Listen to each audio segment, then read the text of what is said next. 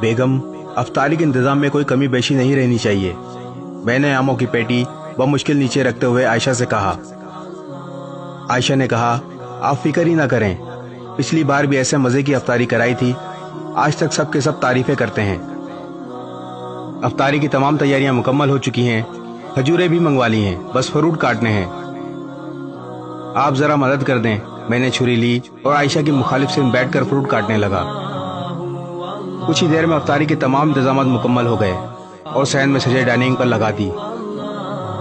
دوستوں اور رشتہ داروں کی آمد کا سلسلہ بھی شروع ہو گیا۔ افطاری کا وقت ہوا اور سب نے افطاری کی اور خوش گپیاں کرتے ہوئے کھانا کھا رہے تھے۔ سب کھانے سے فارغ ہوئے۔ جزاک اللہ، بہت مزہ آیا، کھانا بہت لذیذ تھا، کہتے ہوئے نکل رہے تھے۔ میں ہاتھ دھونے بیسن پر گیا تو ساتھ ہی میرے کان میں ایک بچی کی آواز آئی، امی، سب لوگوں نے نماز بھی پڑھ لی ہے اور ہم نے ابھی تک روزہ افطار نہیں کیا، سحری بھی پانی سے کی تھی۔ میری آنکھوں کے آگے اندھیرا چھا گیا۔ یہ آواز پڑوسیوں کی 12 سالہ بچی کی تھی۔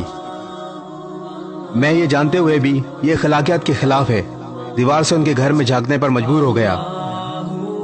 دیکھا کہ وہ بچی اپنی ماں کے سر پر کھڑی تھی اور اس کی ماں چارپائی پر سر جھکائے بیٹھی تھی۔ میں یہ سب دیکھ کر جیسے پتھر کا ہو گیا۔ اس کی ماں نے سر اٹھایا تو نظر مجھ پر پڑی۔ اس کی آنکھیں آنسوؤں سے بھری تھیں۔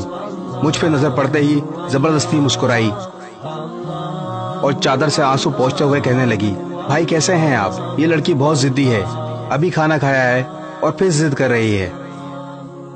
میں یہ سوچ رہا تھا کہ افطاری کرتے وقت جب سب بار بار کھانے کی تعریفیں کر رہے تھے تو وہ سب انہوں نے بھی سنا ہوگا تو کیا بیتی ہوگی ان پہ۔ میں نے اپنے آپ کو بڑی مشکل سے متحرک کیا اور بجلی کی تیزی سے باہر کی طرف لپکا اور بازار کی طرف بڑھا۔ وہاں سے ہر وہ چیز جو میں نے افطاری میں کھائی تھی لے کر واپس آیا۔ اس بچی کی باتیں اور بیوہ کے آنسو مجھ سے برداشت نہیں ہو رہے تھے۔ میں نے آدھے گھنٹے کا سفر 10 منٹ میں طے کیا اور آ کر دروازے پر دستک دی۔ بچی نے دروازہ کھولا، مجھ پہ نظر پڑتے ہی مسکرائی، آپ دیدہ آنکھیں خوشی سے چمک اٹھی۔ وہ بیوہ خاتون یہ سب دیکھ کر بلک بلک کے رونے لگی، جیسے انسان کا ضبط ٹوٹا ہو۔ میں بھی اپنے آنسو نہ روک پایا۔ میں نے سامان کھولا، بچوں کے ساتھ بیٹھ کر ان کو کھانا کھلایا۔ جب سب کھانا کھا چکے تو میں نے ان سے کہا، آپ آرام کرو۔ میں وہاں سے چلا اور مارکیٹ سے مہینے بھر کا راشن لیا اور دوبارہ ان کے گھر آیا۔ جب سامان رکھ چکا تو میں نے سوئے ہوئے بچوں کی طرف ایک نگاہ دیکھا تو جیسے سکون آ گیا۔ جب باہر کی طرف چلنے لگا تو خاتون کی آواز آئی، بھائی، اللہ آپ کو کسی کا محتاج نہ کرے۔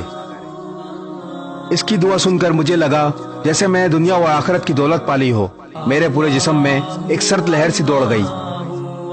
گھر پہنچ کر سجدہ شکر ادا کیا اور اللہ تعالیٰ سے معافی مانگی، اللہ تعالیٰ مجھے معاف فرما جو میں اب تک ان باتوں سے غافل تھا۔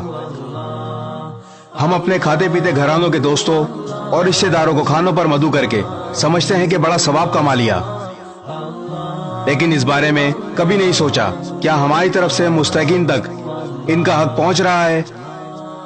ذرا نہیں، پورا سوچئے۔